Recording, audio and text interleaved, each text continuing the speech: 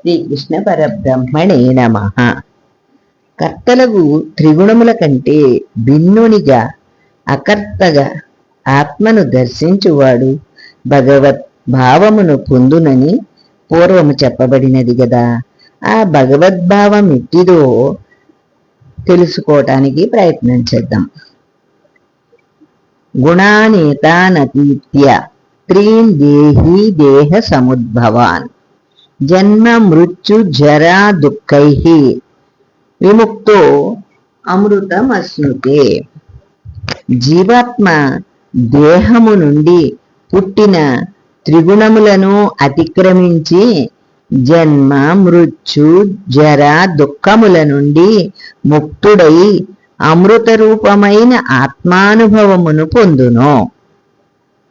ఈ జీవాత్మ దేహాకారమున పరిణమించు ప్రకృతి నుండి పుట్టిన సత్వాది త్రిగుణములను అతిక్రమించి ఆ గుణముల కంటే భిన్నముగా జ్ఞానైకాకారమైన ఆత్మను దర్శించినచో జన్మ మృత్యు జర దుఃఖముల నుండి విముక్తుడగును. అట్లే అమృత రూపమైన ఆత్మానుభవమును పొందును. ఇది ఏ మద్భావము, భగవద్భావము. ఇక అర్జునుడు గుణాతీతుని స్వరూపమును సూచించు ఆచారము గుణాతీతుడగుటకు గల ఉపాయమెట్లుండునని అడుగుచున్నాడు. గుణాతీతుడైన వాని చిహ్నములు ఎట్లుండును, అతని ఆచారం ఎట్లుండును, అట్లే అతడు త్రిగుణములకు ఎట్లు అతీతుడగునో తెలుపుమని అర్జునుడు శ్రీకృష్ణుని అడిగెను.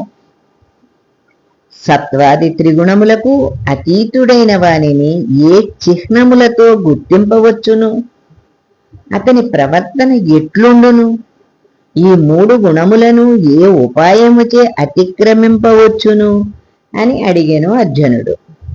దానికి భగవానుడు చెప్తున్నాడు, ప్రకాశంచ ప్రవృత్తించ మోహమేవ చ పాండవ నద్వేష్టి సంప్రవృత్తాని నివృత్తాని కాంక్షతి. అర్జున, త్రిగుణాతీతుడు సత్వగుణ కార్యమైన ప్రకాశము, రజోగుణ కార్యమైన ప్రవృత్తి, తమోగుణ కార్యమైన మోహము, ఇవి ప్రవృత్తమైనప్పుడు వాటిని ద్వేషింపడు. అట్లే ఆ కార్యములు నివృత్తమైనప్పుడు వాటిని కోరడు. ఆత్మ వ్యతిరిక్తమైన అనిష్ట వస్తువులందు ప్రవర్తించు త్రిగుణముల కార్యములైన ప్రకాశము, ప్రవృత్తి, మోహము అను వానిని ద్వేషింపడు. అట్లే ఆత్మ వ్యతిరిక్తమైనవి ఇష్టమైనను కోరడు. ఉదాసీనవదాసీనో గుణైర్యో న విచాల్యతే గుణావర్తంత ఇత్యేవ యో అవతిష్టతి నేంగతే. ఆత్మ వ్యతిరిక్త వస్తువులందు ఉదాసీనుని వలె ఉండును. అట్లే పూర్వమందు చెప్పబడిన ద్వేషము, ఆకాంక్షలనే గుణములచే చలింపడు.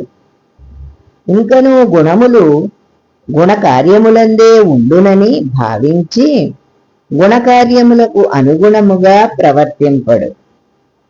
మరికొన్ని విషయాలు తరువాతి భాగంలో తెలుసుకునే ప్రయత్నం చేద్దాం. సుశీలారాణి, రామానుజదాసి.